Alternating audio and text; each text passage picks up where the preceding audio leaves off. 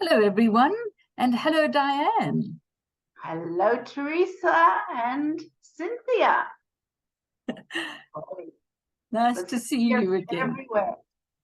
Absolutely.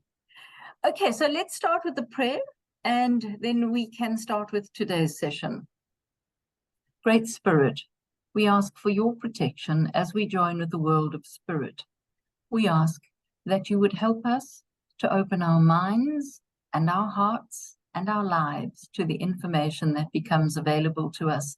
And we ask that you would bless what we are doing here. Amen. Amen. So we greet you once again, beloved friends, and we greet the Lady Diane, as always, with our great love and honor. And at this time, we come to share information about the topic that has been selected, the topic of stay in your lane. And this is an enormously important topic at this time. There isn't anyone in your world that cannot benefit from sticking to this concept, staying in your lane. Would you say that is correct, Lady Diane?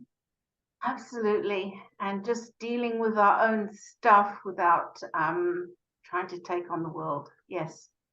Yes. Well, very important. And we would say everyone in your world needs to learn this now. In the concept of traffic, the staying in your lane is vital to preventing accidents, to preventing chaos. And yet in your lives, you cross over into the lane of someone else, perhaps with good intentions, but as you do that, you cause the chaos that embroils you and the lives of others in an entanglement that is very difficult to get out of. And it is so important to understand that staying in your lane means that you are filling your cup. You are not filling the cup of another. And it really will help you to make progress in the most peaceful way if you adhere to this concept. Is that correct, Lady Diane? Absolutely. Yes, I can relate to that. And so many customers too.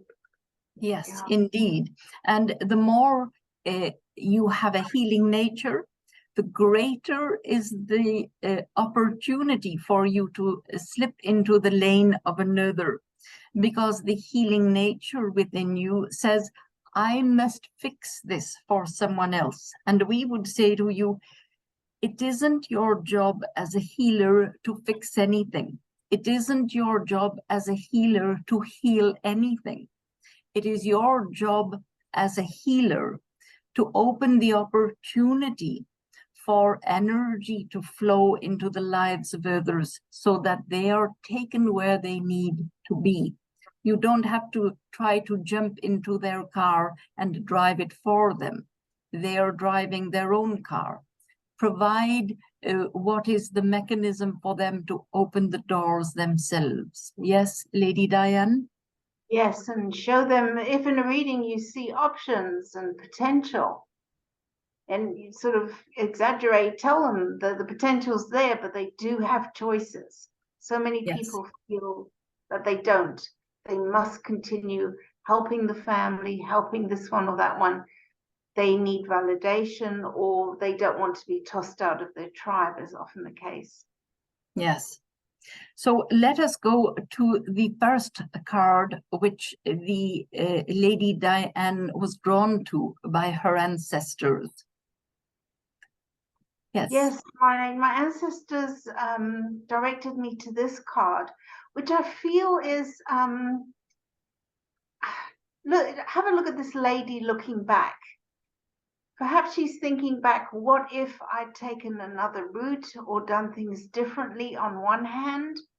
But I also feel she could be looking back at some of those left behind because they haven't stepped up and taken opportunities like she is moving forward, as loaded up as she is, moving up the hill with her children. she's looking back, I feel, to see if there's anybody else that needs rescuing. Does that Yes. make Yes. That's the way this card occurred to me. Yes. But she needs to stay in her own lane. She's got enough on her plate, enough on her shoulders. Yes. Going forward.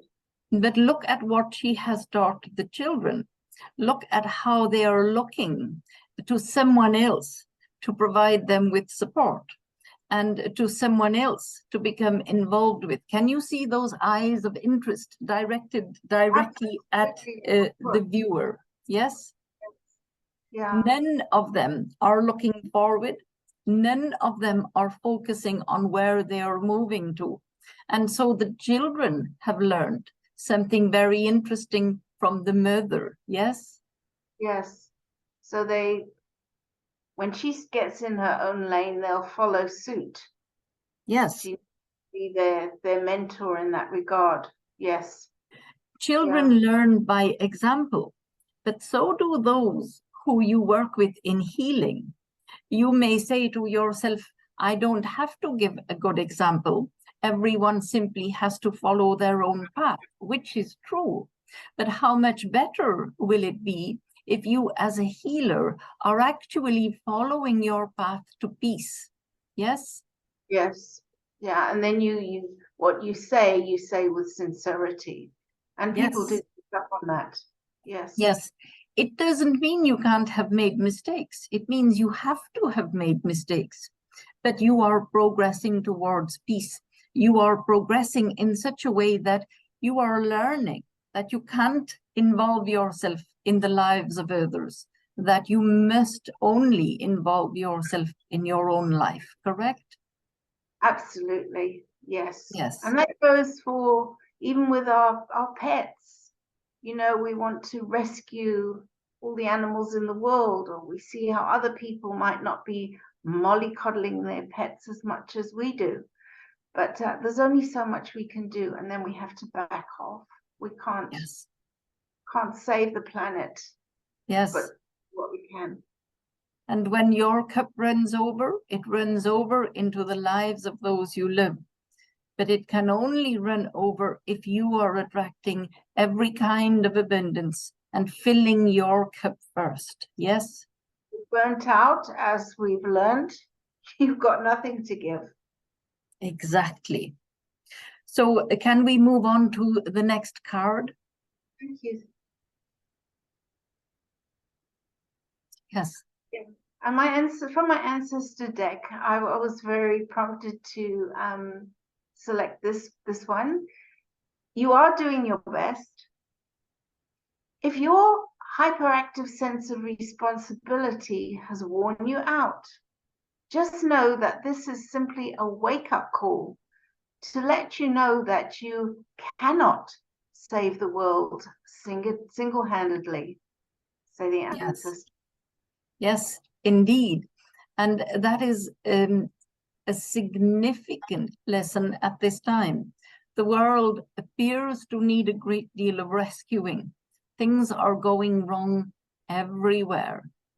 But you are human. You are asked and charged with living your own life, with unfolding the gift that is your life, not trying to unwrap the gifts that others have been given, that is their lives.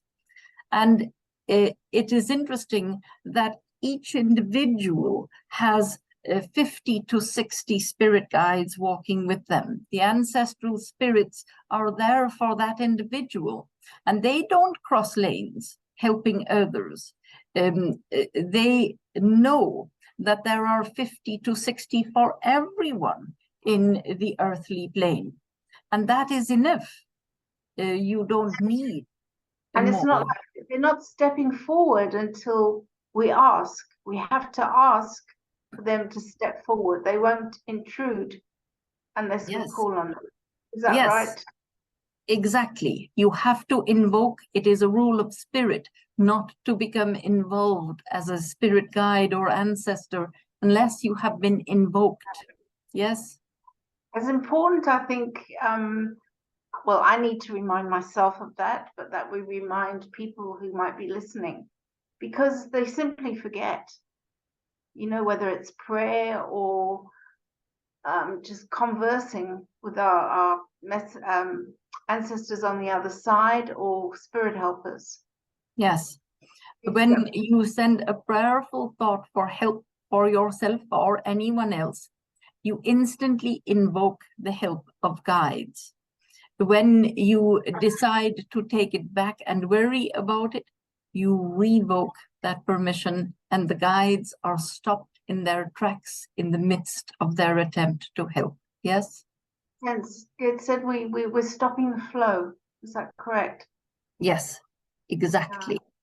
So surrender. Yes. So we feel that we have all learned a great deal, and we would say to you that at this time we give great thanks to the lady Diane for her time, for her energy in connecting with the ancestors. We give great thanks to all of you for taking the time to join your energy and learn and listen. And we leave you all then with our great and unconditional love for you. Thank you, Theresa and Cynthia. All our spirit helpers.